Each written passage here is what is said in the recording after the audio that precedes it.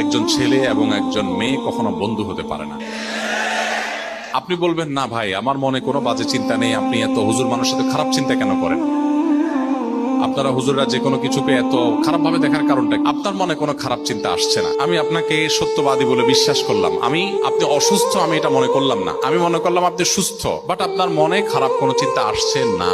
এই না আসাটা এটা চূড়ান্ত না। একটা সীমিত সময় পর্যন্ত হয়তো আপনার মনে খারাপ কিছু আসছে না, কিন্তু একটা সময় আসবে, একটা সময় আসবে। শত সহস্র ঘটনা আমাদের চতুর্দিকে ঘটে থাকে, যে ঘটনাগুলোর দিকে তাকালে, যে ঘটনাগুলোকে স্টাডি করলে আমরা দেখব যে দিনের আলোর মতো পরিষ্কার আল্লাহ রাব্বুল আলামিন নারী পুরুষকে একজন আরেকজনের প্রতি আকৃষ্ট হবে সেভাবে সৃষ্টি করেছেন।